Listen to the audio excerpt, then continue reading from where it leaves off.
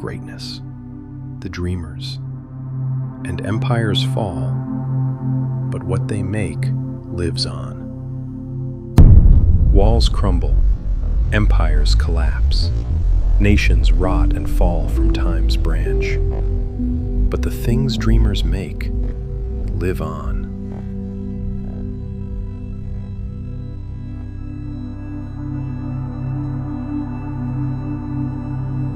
The home you're sitting in right now, a dreamer found that land. The pictures on your wall, visions from a dreamer's soul. Every invention, every bridge, every advance, born first in someone's mind, while others called them foolish. They are the chosen few, the blazers of the way. And for centuries, people couldn't explain why their dreams came true, while others didn't. Why does one person's vision become reality, while another's dissolves into nothing?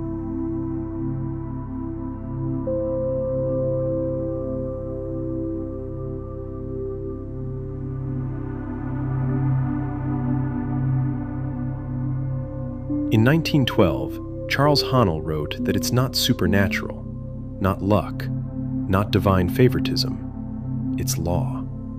Precise, scientific, demonstrable. The creative power of thought. And once you understand how it operates, you join the dreamers. A volcano erupts. Rare, violent, exceptional.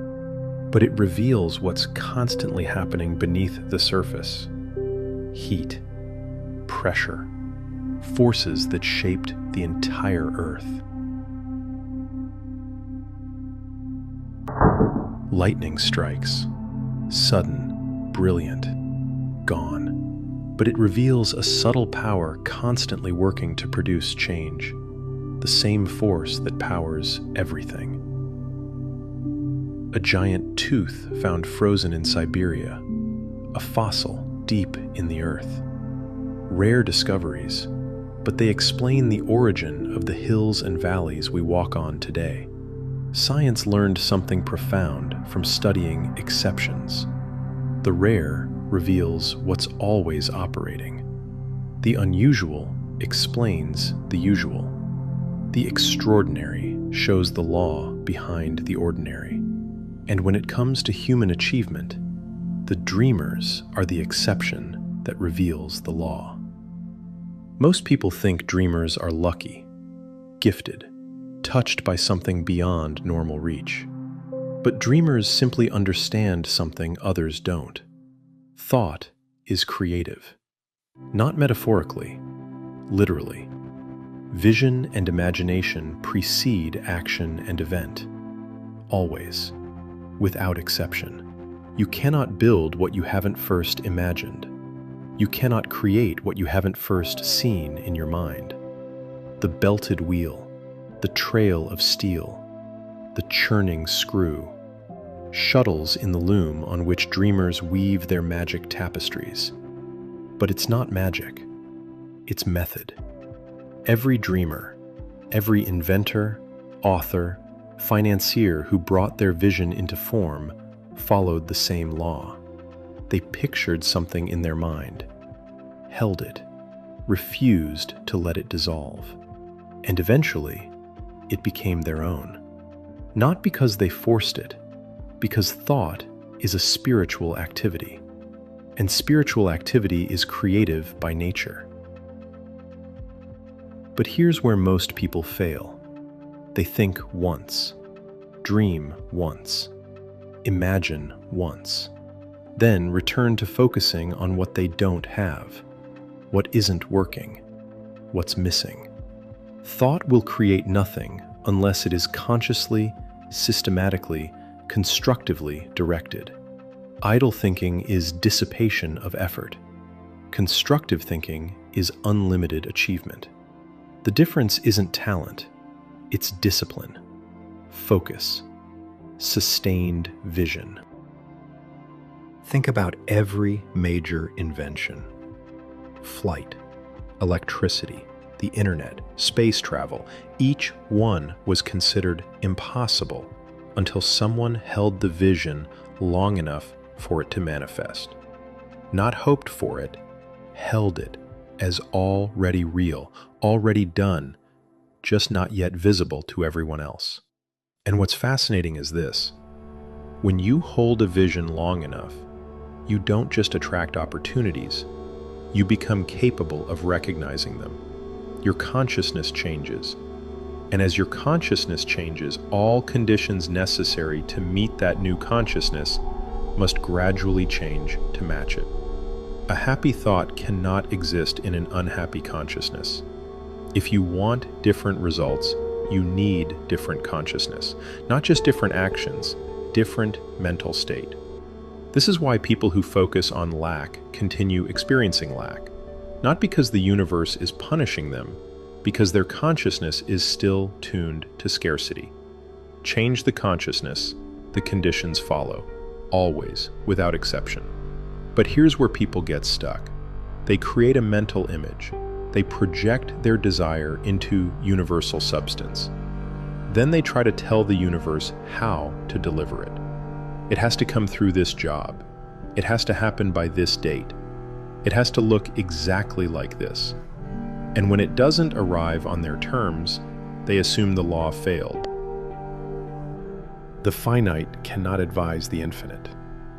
Universal substance is not only omnipresent, it's omnipotent, omniscient, which means it knows channels, methods, and pathways you cannot possibly conceive.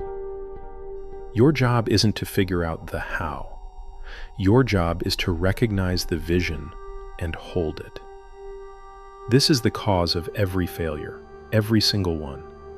We recognize that universal substance is everywhere, but we fail to appreciate that it's also all-powerful and all-knowing. So we try to control the delivery, micromanage the process, force specific pathways, and we cut off infinitely better routes we couldn't have imagined. The proper method? Recognize that you are part of the whole, that a part must be the same in kind and quality as the whole. The only difference is degree.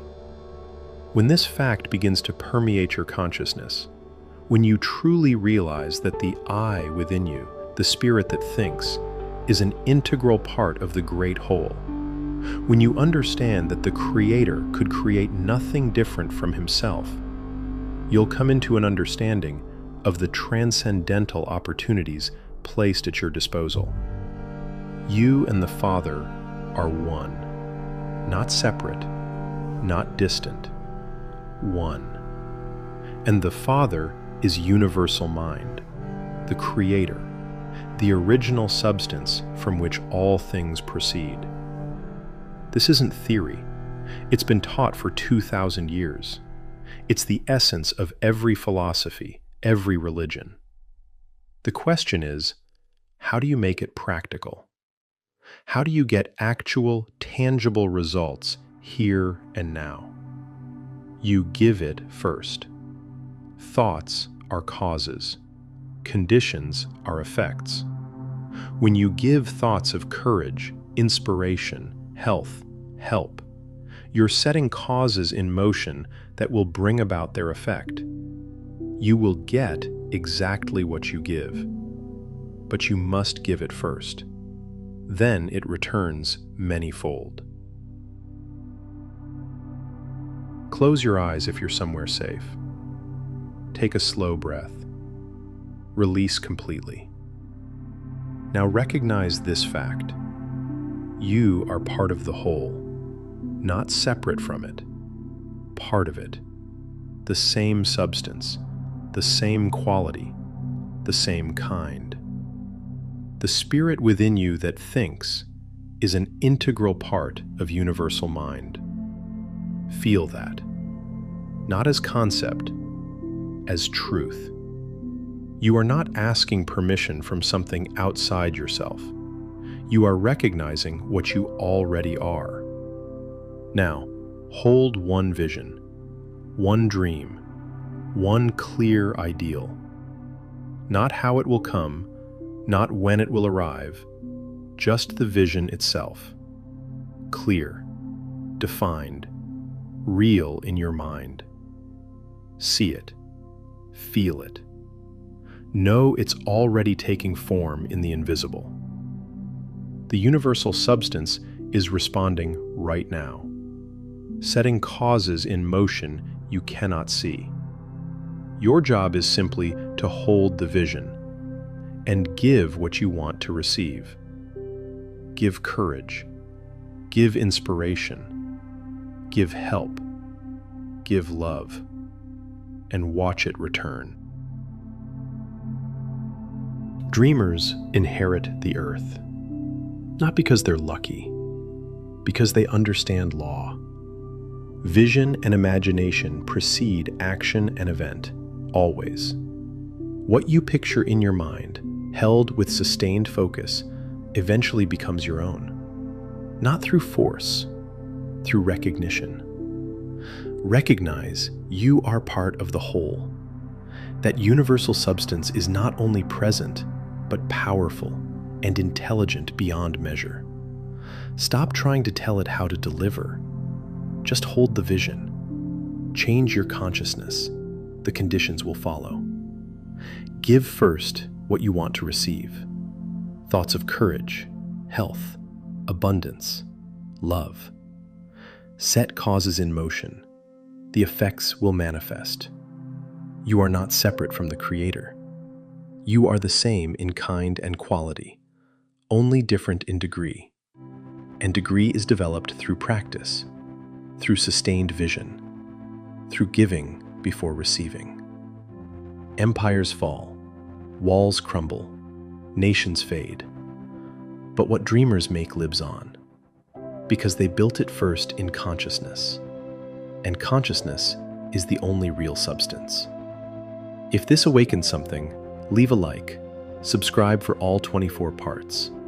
In the comments, what vision are you holding? One clear dream. Say it. Share this with someone who stopped dreaming because the world told them to be practical. The dreamers inherit the earth. Always have, always will. I'll see you in part 14. Until then, hold the vision.